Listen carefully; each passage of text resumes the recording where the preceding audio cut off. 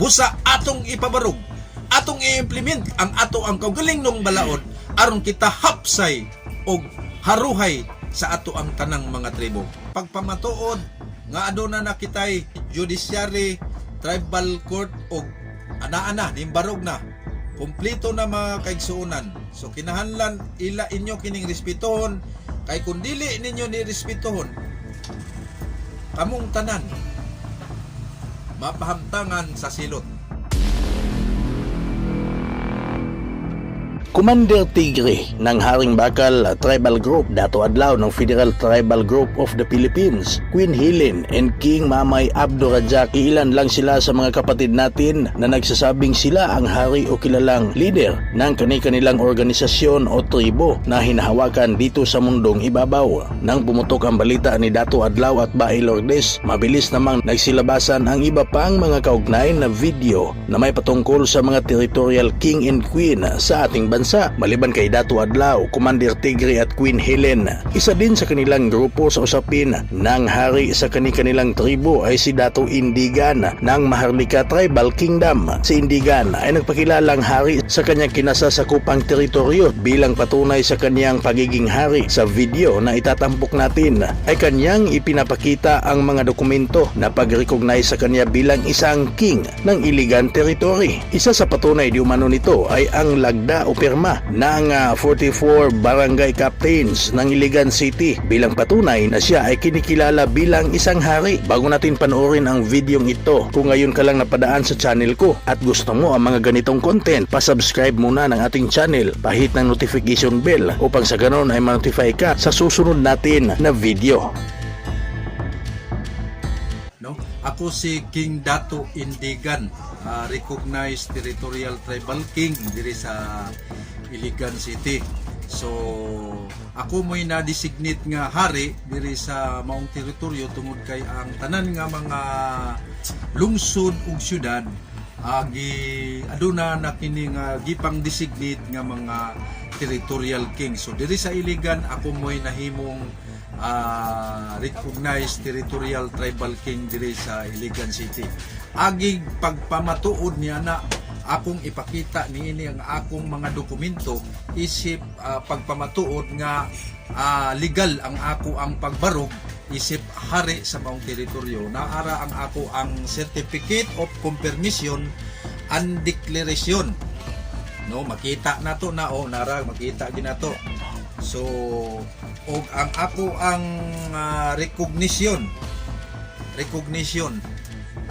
recognition sa ako ang pagkahari. O dugang pagpamatuod ni ana naa ang pirma sa 44 ka mga barangay dinhi sa Iligan City, no? Mao kana ang pagpamatuod nga giila jud kong hari sa Iligan City tungod kay ang 44 ka mga kapitan ning pirma sa akong dokumento nga ako'y hari dinhi sa sulod sa teritoryo sa Iligan. Ug dugang pagpamatuod niya na mga televiewers so kanang manuuray, gi-recognize pod ko sa DILG, no? Sa DILG gipirmahan kini ni Pastor Anayron ang ato ang OIC director sa ato ang DILG, no, sa Department of Interior Local Government. Og gi-recognize pud sabta sa 4th Mechanized Infantry Battalion sa ato ang kasundaluhan diri sa Pilipinas, no. Gi-recognize pud ko nila nga usa ka hari dinhi sa maong teritoryo.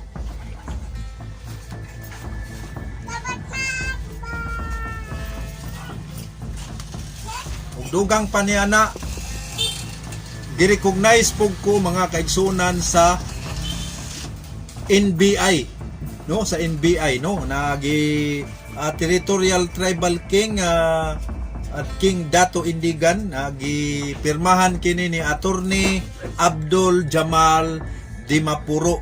Siya ang agent in charge ani nga NBI. So mga kaigsunan, mao kana ang pagpamatuod. O gi-recognize pug ko sa LTO, o recognize sa LTO Territorial King Dato Indigan. Ang nagpirma ani si Mundadato Magadang, ang ato ang senior director sa head sa LTO diri sa Iligan. So mao kana mga kaigsuunan ang ato ang empowerment isip usa ka hari diri sa maong teritoryo. So aduna gid kitay basihan pagpamatuon nga kita hari dili kay naghari-hari lanta, kung dili hari gyud nga tinuod kay adunay mga dokumentong ipamatuod nga kini tinuod gayod ang ako ang pagbarog isip hari diri sa maong teritoryo. Sa mao kana mga kaigsunan nga ang pagbarog sa Maharlika Tribal Kingdom, no, usa kini ka mabasihanan kay nagdala kita og balaod. Unsa nga balaod mga kaigsunan ang ato ang giimplementar? Mao kinagbase kita sa United Nations Declaration, no? Indigenous People Right Act 1997 IPRA. So Republic Act 8371. So nagdala gyud tag balaod, aduna kitay self-governance and empowerment. Ngano mang naman tay self-governance tungod kay naatay customary court, naatay kagulingong justice system mga kaigsuunan. Naatay kaugalingong korte mga kaigsunan ang tribo, tungod kay ang tribo maoy tinuod gayod nga nang gobyerno diri sa ato ang nasod. Kay kining atong nasod mga kaigsunan dili kini Pilipinas kundi Maharlika kini mga kaigsuunan. Kay ang tinuod nga mo implementar sa mga gobyerno ang kining mga tribo gayod mga kaigsuunan. Busa nagbarog kita diri sa teritoryo sa Iligan City nga ako mo'y na-recognize nga hari, ginisignit sa ato ang Royal Highness King Dato Kuluban nga mo'y hari sa tanang hari sa mga hari, no mga kaigsunan. Kay kini si King Dato Indiga, kini si Royal Highness King Dato Kuluban mao kini si Chieftain President sa 110 ka tribo mga kaigsunan. Basi usab sa libro sa Book of IPRA sa Indigenous People Right Act 1987 nahimo kini siyang presidente sa tanang tribong lumad diri sa Pilipinas. Mukaron nga ako nga gi-designate diri nga hari, mao kini ang magdala sa tanang tingog sa tanang mga tribo dinhi sa ato ang lungsod o sa atong syudad sa Iligan. Busa mga kaigsuunan, kinahanglan gayod nga kamo makasabot gyud niini aron kamo mahatagan og kagawasan tungod kay ang atong nasod mga kaigsuunan ulipon kita sa balaod sa langyaw. Nganuman kay ang balaod nga giimplementar dili mga kaigsuunan usa ka the biggest corporation, dili panggobyerno kundi usa ka negosyo. Nganumang negosyo man, tungod kay ang Republic of the Philippines usa ka the biggest corporation nga girehistro sa SEC, Securities Commission didto sa Washington DC 1933. Mo kana mga kaigsunan nga dili sila ang tinuod nga gobyerno kundi kitang mga katawhan ang tinuod nga mo'y mudala sa rinda sa pamangamhanan, tungod kay kita ang tinuod nga gobyerno dili si Republic.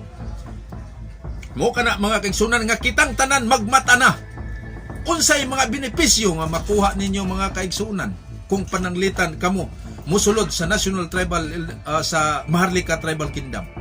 Ang Maharlika Tribal Kingdom mao kana nagdala og sovereignty, soberenya.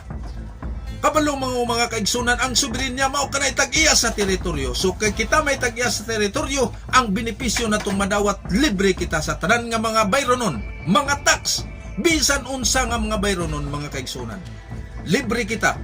Tungod kay kita mao ang tag-iya ug lumad, lumulupyo diri sa nasod sa ato ang Maharlika Kingdom.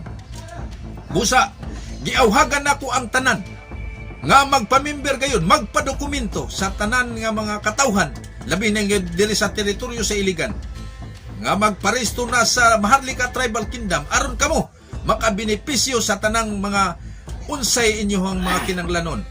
Makabenepisyo kamo sa tanan nga mga bayronon pinaagi diya sa inyong pagdokumento.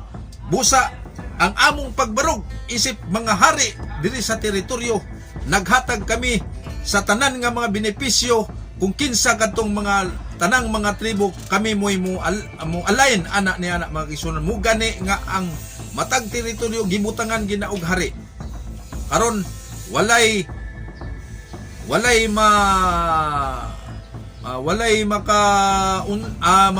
mga tao nga mga tribo nga naadri sulod sa teritoryo kinahanglan matagan gyud sa ilahang mga kinanglanon. Tungod kay ang giila sa ubang mga tribo ang 7 tribes lang. Mga kaigsunan, ang 7 tribes mga kaigsunan wala kana iyak kana sa politikal.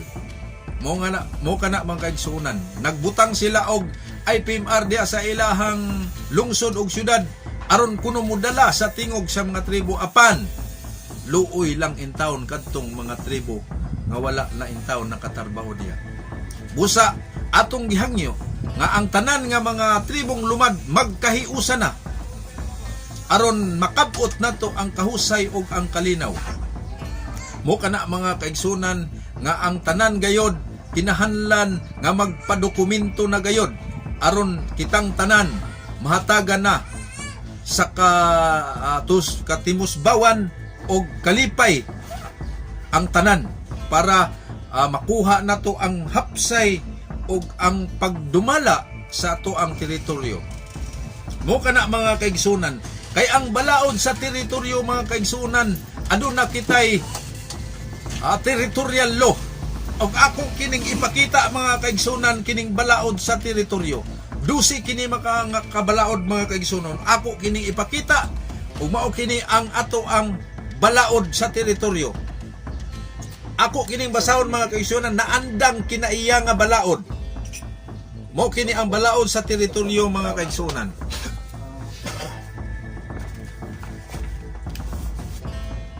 Ang natagong balaod sa teritoryo naandang kinaiya nga balaod harianong pagdumala. Busa mga kaigsuunan harianong pagdumala.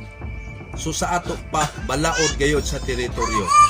So aduna kitay balaod, unang balaod kinahanglan adunay pagpananghid sa pagsulod sa maong teritoryo. O mao kana mga kaigsunan o balaod yun o. Balaod yun. Unang balaod kinahanglan adunay pagpananghid sa hari sa maong teritoryo. Mao kana mga kaigsuunan ang EPIC. Mo kana nag-implementar tag balaod ato gyung gi pahibalo ang local government nga kita nag-implementar sa ata sa among balaod sa kaugaling ng balaod sa teritoryo. Muna ang tawag ni ana kinahanglan aduna gyud EPIC, Pre Prior Informing Consent.